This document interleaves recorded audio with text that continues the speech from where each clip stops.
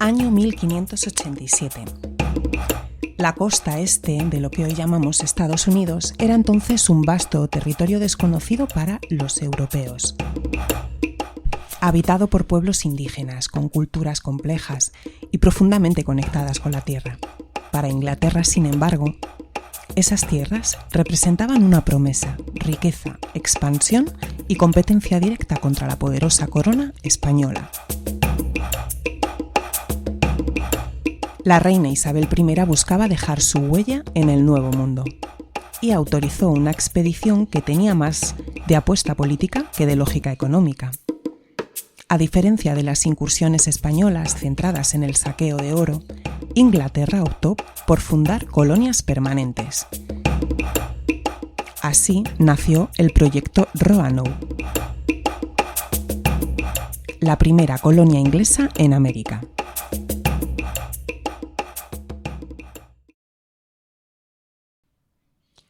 Pero establecer una vida nueva en el continente no era una tarea sencilla.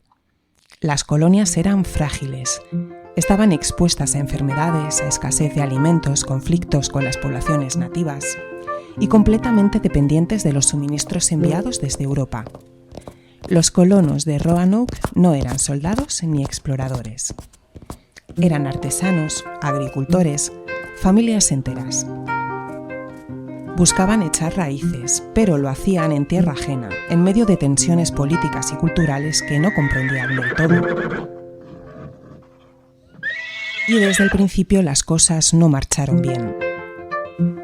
Los suministros eran insuficientes, el clima era hostil y las relaciones con los pueblos algonquinos, especialmente con la tribu secotona, pasaban rápidamente de la desconfianza a la confrontación. Dada esta situación crítica, el gobernador John White, líder de la expedición y abuelo de la primera niña inglesa nacida en América, Virginia Dare, regresó a Inglaterra en busca de ayuda. Pero la guerra con España lo retuvo mucho más de lo que él había previsto. Y cuando por fin logró regresar a la isla de Roanoke, 3 años más tarde, la colonia había desaparecido por completo. No quedaba nadie.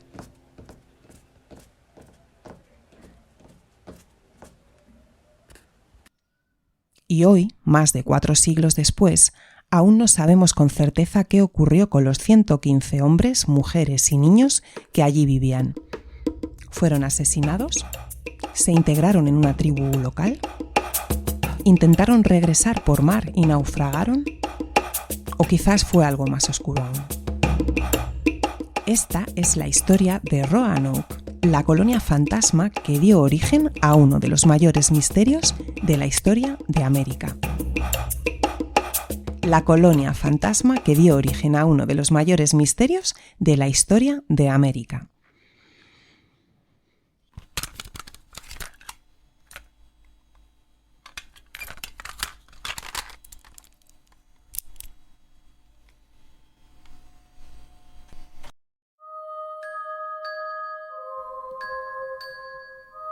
Hay historias que parecen olvidadas, relatos que quedaron en archivos polvorientos, testimonios que nunca fueron escuchados y preguntas que siguen hoy sin respuesta.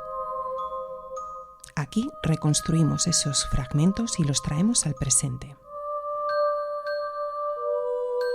Bienvenidos a Crónica de Lirio. Yo soy Macarena Naranjo Agraz y os ofrezco una serie de relatos donde el pasado y el presente se cruzan, donde los datos y las voces reconstruyen lo que alguna vez pareció un misterio. Prepárate para conectar esas piezas y descubrir las historias detrás de la historia.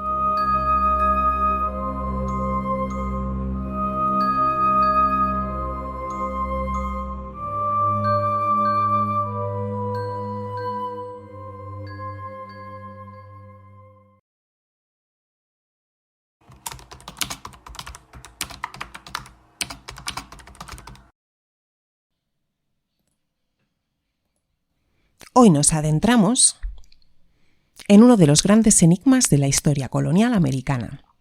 Un caso sin cadáveres, sin respuestas y con más teorías que certezas. Esto es La colonia perdida de Roanoke. Agárrate que comenzamos.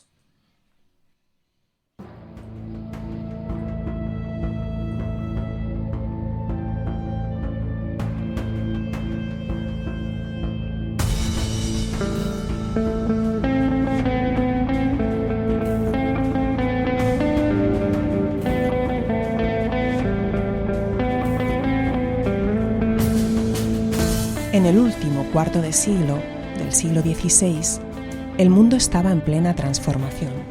Europa atravesaba una era de exploración y conquista, empujada por las coronas más poderosas del continente.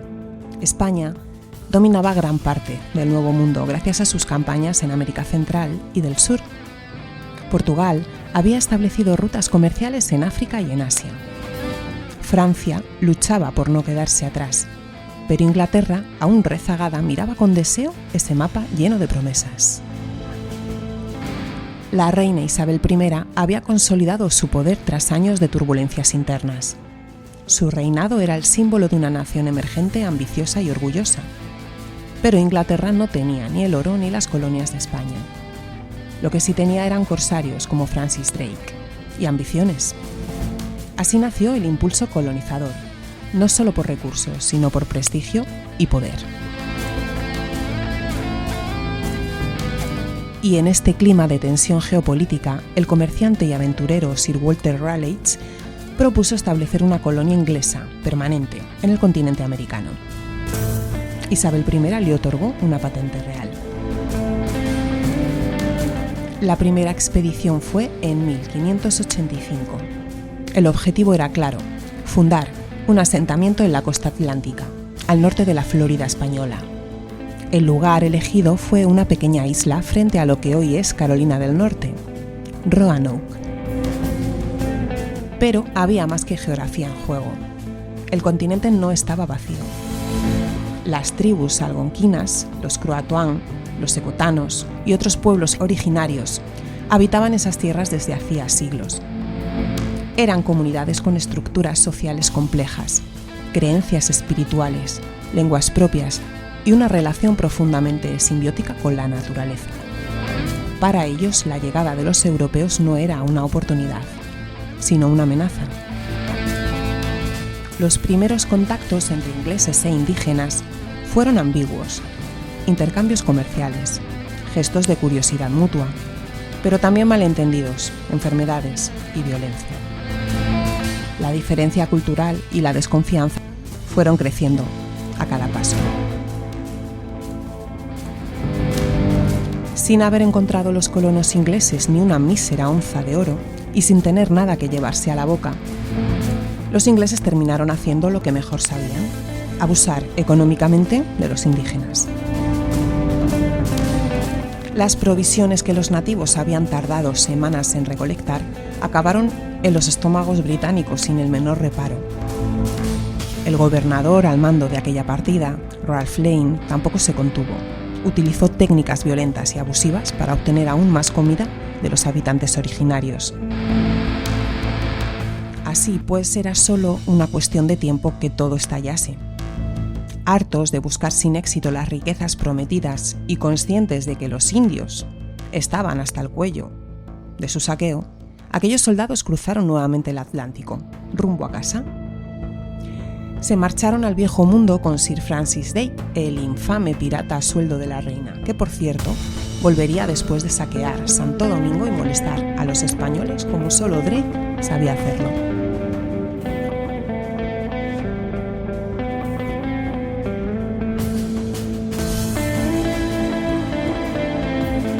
Con un sonoro goodbye, abandonaron aquel fuerte, sin dejar ni un solo hombre para defender las posesiones de su graciosa majestad en el Nuevo Mundo. Ralph Lane, comentábamos que era el gobernador, antes de embarcar dejó claro su desdén. Solo el descubrimiento de una buena mina, o de un paso hacia el Mar del Sur, o alguna forma para ello y nada más, puede hacer que este país sea habitado por nuestra nación.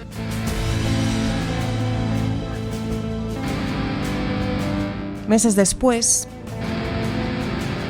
Grenville llegó con víveres y refuerzos a la colonia, pero no encontró ni rastro. poco pudo hacer más que regresar también a Inglaterra, perdiendo una importante suma de oro en el camino.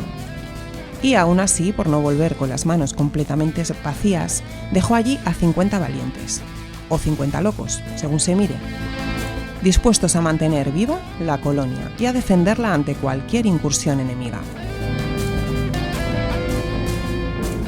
En este contexto llegó en 1587 la tercera expedición inglesa a Roanoke, esta vez con un grupo de 115 colonos, entre ellos mujeres y niños. No solo era una misión militar ni una campaña de exploración, era ya el intento de crear una sociedad inglesa en tierras americanas. Los colonos vivían en casas de madera, cultivaban lo que podían, dependían en gran parte de la caza, la pesca y también de la ayuda, voluntaria o forzada, de los pueblos indígenas. Las condiciones eran duras. El calor húmedo del verano, los mosquitos, la escasez de agua potable y los conflictos latentes hacían que la vida diaria fuese un desafío. La presencia de la primera niña inglesa nacida en América, Virginia Dare, nieta del gobernador John White, fue vista como símbolo de esperanza, pero esa esperanza se desvanecería rápidamente. Pasaron varios meses y los alimentos comenzaron a escasear. Algunos enfrentamientos con tribus cercanas dejaron muertos entre la colonia. El hombre blanco ya les había arrebatado no hacía mucho sus pertenencias y habían usado la violencia para hacerse con sus alimentos.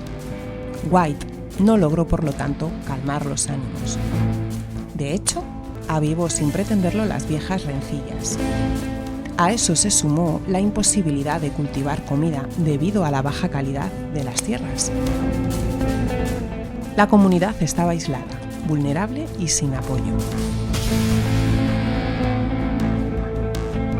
Y si ya de por sí la tensión campaba a sus anchas por Roanoke, finalmente la paciencia de los colonos se acabó un año después, cuando un indio asesinó a un habitante de la colonia sin explicación alguna, según decían.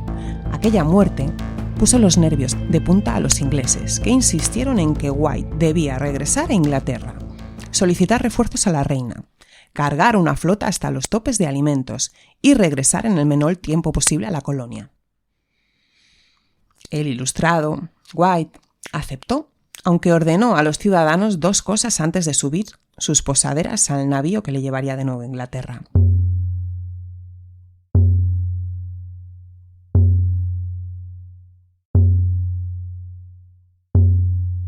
La primera fue no salir del fuerte si la situación no era extrema, y la segunda consistía en que si eran atacados por indios o españoles, dejasen una marca muy concreta tallada en un árbol del fuerte, una cruz de Malta. De esta forma, cuando llegase, sabría que habían tenido problemas y se habían visto obligados a marcharse de allí.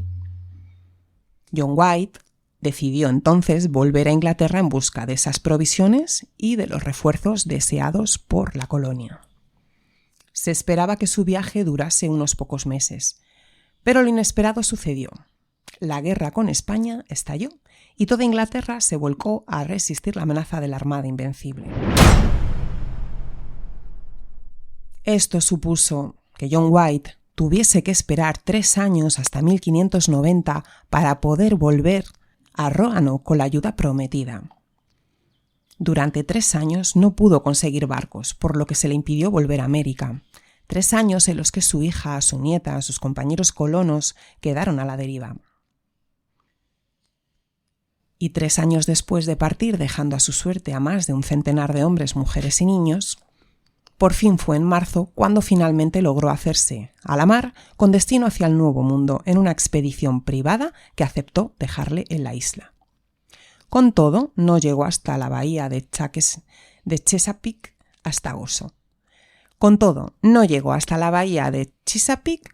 hasta agosto. Pues en su camino hicieron algunos parones para saquear buques españoles. En agosto de 1590, cuando White y otros tantos hombres pisaron la isla, no pudieron creer lo que allí había pasado. El asentamiento estaba completamente desierto. Ninguno de los 90 hombres, 17 mujeres u 11 niños que había dejado fueron encontrados. Así lo explica el escritor Michael Rank en su obra 10 civilizaciones que desaparecieron sin rastro.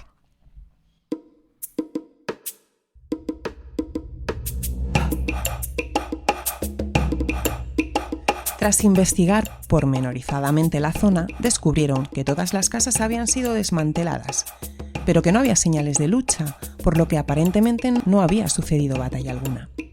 A su vez, White y sus hombres se percataron de que no había ni una cruz de Malta tallada en los árboles del fuerte de Roanoke, por lo que los colonos no habían sido atacados. Tan solo hallaron 2 extrañas pistas sobre su paradero.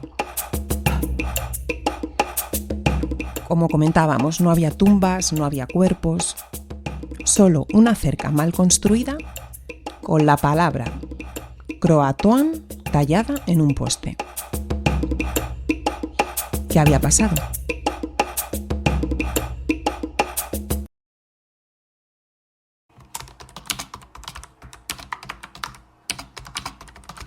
Pues bien, desde 1590 los arqueólogos han intentado una y otra vez desenterrar las respuestas que White jamás pudo conocer. Lo han hecho entre los cimientos desaparecidos del fuerte, entre árboles que ya no están y costas que han cambiado con los siglos. Y sin embargo, las pruebas sólidas siguen siendo pocas y escurridizas. Durante décadas el único eco de los colonos de Roanoke fue la palabra esculpida en madera y un silencio más elocuente que cualquier documento. Pero el tiempo, como siempre, guarda sus secretos, aunque a veces los deja escapar en forma de pistas dispersas.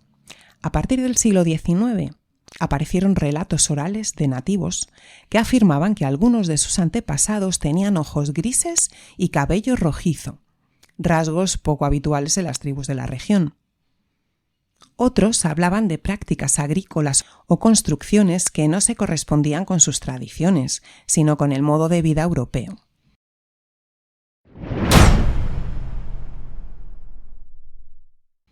¿Pudieron algunos colonos integrarse en la tribu de los Croatoan y dejar allí su huella genética y cultural?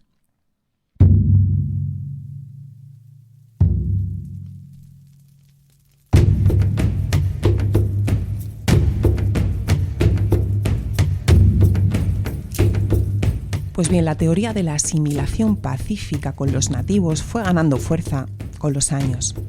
En el siglo XX, investigadores como David Birks Quinn sostuvieron que los colonos abandonados y desesperados se dividieron en pequeños grupos que intentaron sobrevivir por separado, algunos uniéndose a los Croatoan, otros adentrándose en el interior del continente.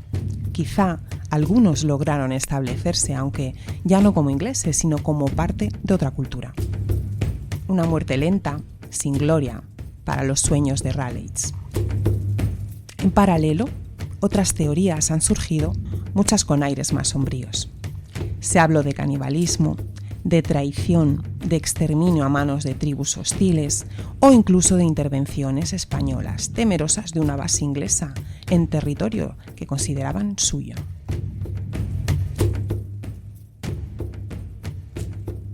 Pero ninguna con pruebas definitivas, todas cargadas de incertidumbre. Y sin embargo, el rastro más prometedor llegaría siglos después. En los años 90, la Fundación First Colony comenzó excavaciones en el área de Hatteras Island, la región donde vivían los Croatoan.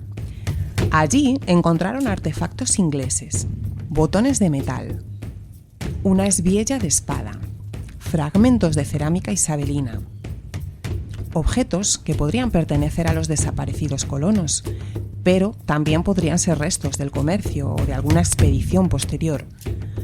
Todo sigue siendo una hipótesis por confirmar. Más recientemente, en 2012, la esperanza se renovó con el hallazgo de un mapa del siglo XVI, pintado por el propio John White. Bajo la superficie del pergamino, los investigadores del Museo Británico descubrieron, gracias a la luz ultravioleta, una marca oculta, un fuerte trazado cerca del río Chowan, en el interior del territorio. ¿Era quizás un plan secreto? ¿O un asentamiento alternativo del que no se quiso hablar abiertamente por miedo a espías enemigos? Sea como sea, Roanoke sigue siendo una herida abierta en la historia colonial británica y también en la historia estadounidense. Una advertencia velada de lo que ocurre cuando los sueños de gloria y expansión chocan contra la crudeza de lo real. Un recordatorio de que hay misterios que no se resuelven ni con mapas ni con arqueología, porque a veces los fantasmas del pasado solo sobreviven en una palabra tallada a cuchillo y una colonia que se desvaneció en el viento como si nunca hubiera existido.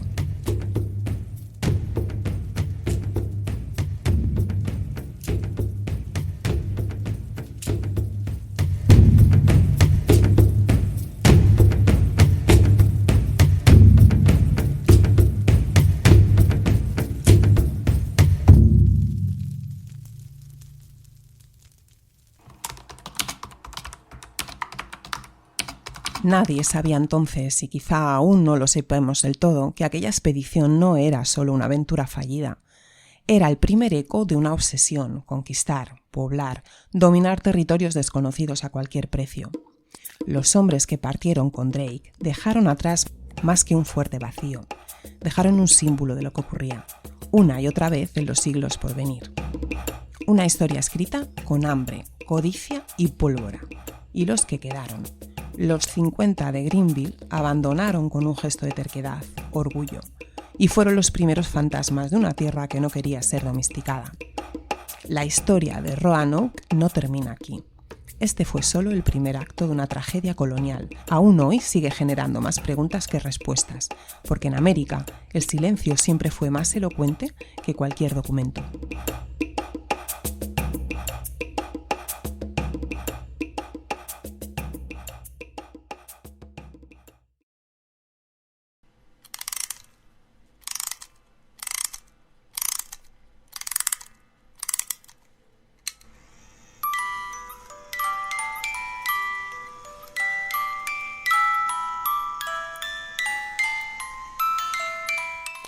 Roanoke no es solo una historia de desaparición, es también una advertencia. Es una cicatriz en la historia escrita por la arrogancia, la codicia y la brutal necesidad de conquista. Más de 100 personas se desvanecieron sin dejar rastro en un territorio al que llamaron nuevo, pero que ya estaba habitado, vivido y defendido.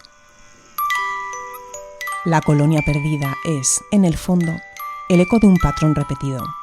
La imposición de una cultura sobre otra, la idea de civilizar lo que no se entiende, de tomar lo que no es propio sin pedir permiso. Inglaterra llegó buscando oro, fama, poder, pero lo que encontró fue silencio, un silencio que sigue retumbando hasta el día de hoy. La desaparición de los colonos pudo deberse a muchas causas: violencia, hambre, alianzas fallidas, integración forzada o elegida con pueblos indígenas de la zona. Pero hay algo más inquietante. Quizás Roanoke no fue simplemente una tragedia, sino una consecuencia.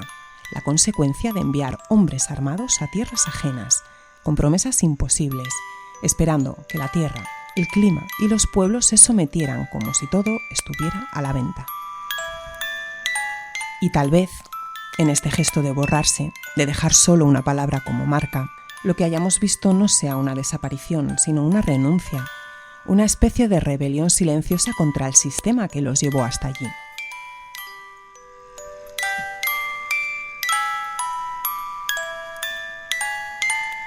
Más de 100 almas, borradas sin ruido, sin rastro, ni cuerpo, ni testigos. Solo una palabra tallada en la madera como un susurro críptico desde el pasado. Roanoke no es un enigma resuelto, es una herida abierta, un misterio clavado en el corazón de la historia. Y mientras la ambición siga disfrazándose de progreso, mientras la codicia de unos pocos dicte el destino de muchos, habrá nuevas Roanoke, nuevas desapariciones, nuevas palabras talladas en el silencio. Porque a veces el mayor misterio no es lo que pasó con ellos, sino lo que estamos repitiendo hoy nosotros.